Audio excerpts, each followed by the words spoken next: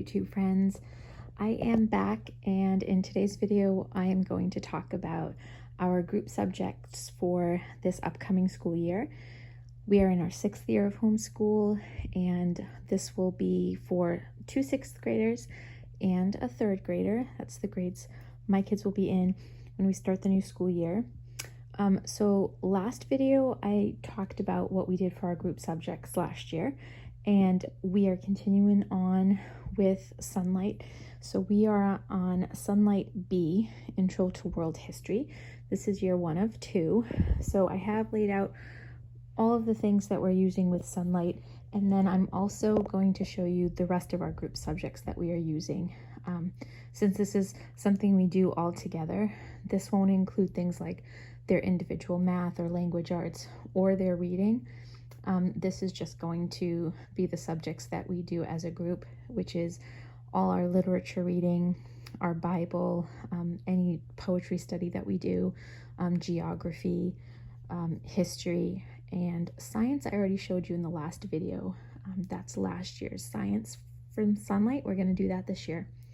So last year I got this huge binder, and I kept all of the Sonlight instructor's guide in it, all the reading and literature notes and everything, and it was great. But it was a little bulky, and I did end up having to put most of our lessons in a separate binder. So even though I got this year, I decided to spiral bind B. I just put the tabs in it. Lots of homeschool moms who have used Sonlight in the past have used this method, and I decided I was going to do that this year. So I just found this at my local Staples. I used the tabs that came with the Sonlight instructor's guide, and it works great so far. It's easy to turn to the pages, and I feel like everything is so much easier to carry around. What I just did was tabbed the poetry notes and the read alouds because I added it to this just so I could find it a little bit easier. So this whole section has everything for poetry because this is all the poetry notes. What that is just the questions that we will discuss after our readings, and that's for the 36 weeks of poetry. In the back here is the read alouds. So every week that we have a read aloud, it has comprehension questions, some vocabulary, things to discuss after we read. It tells a little bit about the story setting and things like that. So all that is here, and I will just move this tab based on what book we are reading. So this is laid out much like the A that we did last year. So this one is going to be more concentrated in different parts of the world. It still kind of captures a little bit about people's cultures around the world, but it's more centralized in certain areas. So here is the instruction guide. You have just a basic list of all of the books that you're going to be using to teach this program. So for Bible, they have Sing the Word and the Ology. I'm adding additional Bible resource this year, and I'll show you that in a minute, but we are still going to fit in the Sing a New Commandment songs. That'll be our scripture memory for the week, and then we'll also do the Ology, and I'll show you that. It's right here. This is the Ology book, and then this is the CD, and this will be our first scripture for week 1. This basically has the song, the scripture in a song format that you can sing along. And then for history, here are all the read alouds that we're going to be doing for history. Mostly it's going to be a child's history of the world. This is, black and white. Wonderful houses around the world. Around the world with Kate and Mac. Archaeologists dig for clues. The Great Wall of China. The Time Travelers book by Usborne. This is going to just talk about Vikings, the Viking Age, Roman world, and ancient Egypt. I can kind of show you. It's very colorful. It's kind of like the other Usborne book that we had. And then the Usborne Book of World History.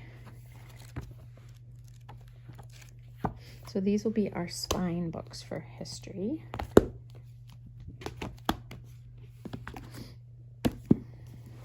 We're also going to be reading a couple of books for history. We have here George Mueller and Catching Their Talk in a Box. So these are all the read alouds that I'll be reading to the kids. So this one is a history, and this is a missionary history book too. So those two will go with our history. Then there's this optional hands-on history kit. We got that last year. Like I mentioned in my last video, we didn't do all of the crafts from it, so we'll be doing some more this year.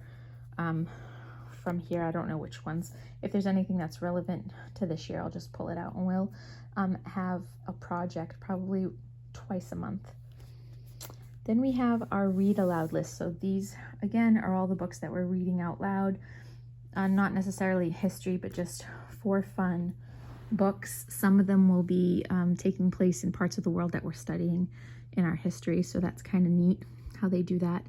So the first read aloud Sonlight has us reading is Charlotte's Web. So we have already read Charlotte's Web a couple years ago, probably 2 or 3 years ago. This is actually the original copy that I got of Charlotte's Web. I really like these colored illustrations. They're about the same price, so if you're gonna get one of these, I would get the full color version. But Sonlight did send us this one. So when I mentioned that this was our first book, the kids remembered the story enough that they really didn't want to listen to the story again. So I swapped Charlotte's Web out for Where the Mountain Meets the Moon. So this one we started reading late summer, so we're halfway through chapter 23. And so we're going to continue to read this book in place of the Charlotte's Web book. And then we will pick up Homer Price. That'll be the next one that we read. And I thought this was a great book. So far, it's wonderful. The kids are really enjoying it. And it fits really well with our time period. So the next book is Homer Price.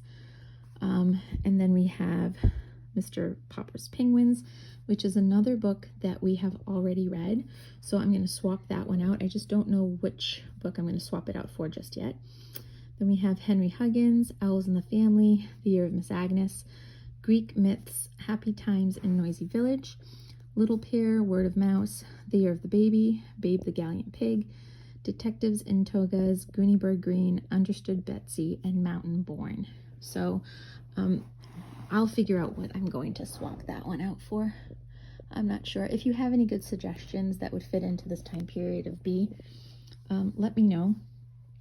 I did buy some additional books. I don't know what I did with them, just in case I had to switch them out, because I knew that there were some that I would swap out. But anyway, those are all our literature books that we're going to be reading. And so the way this works is each week is laid out for you, week 1 all the way to 36, and it just gives you a nice schedule. You just follow the schedule. So for memorization, we have the CD that we're going to sing along with, and we're going to write down the scripture. We're going to memorize that. We have the ology. Like I said, we are adding our own Bible in addition to that. So for Bible, not Sonlight related, we have Bible Truths. This is our hymn CD that we're going to be listening to every week. I forget how it goes, but it's by the unit for BJU. So this will be our Bible. And our first hymn is I Am His and He Is Mine. So we will read the lesson, sing our hymn. What I love about BJU is that it also includes some information about the hymn itself. It talks about the composer, the writers, just some more information about different things that have to do with the hymn, about the meaning, etc. So I really like that. It also has this workbook. This we do as a group, so when it comes to the week that we're working on, we'll just look at it, talk about it. Kids can answer questions together. They can work as a group. We do it different each time. Depends on what the lesson is. So we'll be doing that for Bible in addition to Sonlight. This is kind of neat. This is basically praying for tribals around the world and unreached people groups. So we'll be doing that, I think, every Monday. Here it has the very first history geography book we're reading, which is Wonderful Houses Around the World. And these little globes here are map points. So when we talk about this part of the world, I think the first one is going to be Mongolia. We'll just look it up on the world map. We have these little markable maps. These are the wet erase markers. Then I have the bigger map. This is also our timeline book from last year. This continues on this year. And these are the timeline figures. I'll be using those. Here is the book list. Oh, this one's just Charlotte's Web, but that's what we would follow in its place. Like I said, we're going to be reading Where the Mountain Meets the Moon. And then this is a poetry book. This one is the one we're reading this year. But this is short. It's really cute, sweet poems, but there's not enough poetry in there for us. So I also picked up this Emily Dickinson poetry book. So we'll be reading Emily Dickinson poems along with the animal poetry book this year. So down here we have just some information. The first lesson usually has a lot more information than the rest of the instructor's guide will, but it just talks about vocabulary, cultural literacy. It talks about the Bible, the timeline, how that works, the map points, the markable map, any downloads and things that you might need, the rationale behind praying for people that are unreached around the world, tribes and things of that nature. And then again, it just has all the vocabulary questions. It has discussion questions after all the reading, and then it tells you about the hands-on history if you decide to do that. And then you have week 2, and it goes on and on that way. So I really like how Sonlight lays everything out for us. That's really great. So I'm looking forward to doing that every day. So because I have 2 6th graders and a 3rd grader, I think this is enough history for my 3rd grader. But in addition to this, for my 6th graders, they are going to be doing Heritage Studies 6. And this is going to be Ancient Civilizations. So they're going to go through this book. It's going to kind of work pretty nicely with where we are in world history. So this also comes with an activity manual book. They'll do the reading, and then after the reading, answer some questions. And that'll be in addition to what we're doing as a group here for my 6th graders. As a group, we're also doing Living Healthy.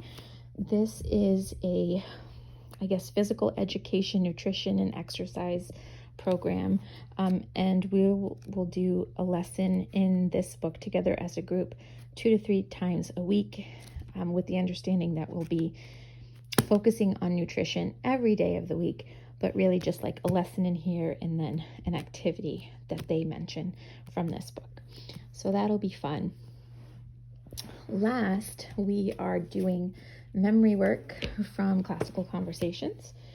And this is, as a group, it only takes about 10 to 15 minutes a day at most.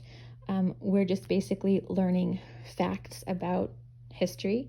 There's math facts, there is Latin information, there is timeline information. So all of that is in here. It basically goes by the week. I'll show you what this looks like. So this is all memory work. Some of it is set to music. We learn the music with it. It helps us to memorize the information. We've got history, we've got English, we've got Latin. I was on the fence about whether or not I would introduce Latin, but I think it won't hurt. Just short little bits of information to memorize. It's no big deal. We can do it. They're starting with noun cases in Latin. Then we have the timeline. We have geography, some stuff to memorize. We have some science to memorize. We're not going to do any presentations or anything like that. We might do hands-on fine arts and science, but really my focus is just getting us to learn some things through memorization. And we'll follow this every week. I think there's about 22 weeks in cycle 1. We don't have a community. We're just doing this on our own. I think if you joined a community, they'd probably be on a different cycle. But because we're in world history, this matches up really well with where we are at. So we are doing that. I also picked up the CD, and this one has, excuse me, some weekly memory work on it. You can do this. We also have the app, so we can use the iPad as well. And then it has like the music that's set to it. And my idea is just to have all the weeks out like this as we're memorizing our timeline song. It's really long, but each week is broken down into bite-sized chunks. So we will do that every week. So all of this is what we're doing as a group. Not every day. We're not doing everything every day. So the memory work through classical conversations, the science, that's going to be like 2 to 3 times a week, including the health. And then everything else is pretty much 5 days a week. And that will be our morning time. And then the kids will do their individual subjects after our morning time. So that is it for today. If you have any questions about this particular curriculum I showed you today, leave me a comment down below and I'll be happy to answer any questions that I can. Thanks, friends.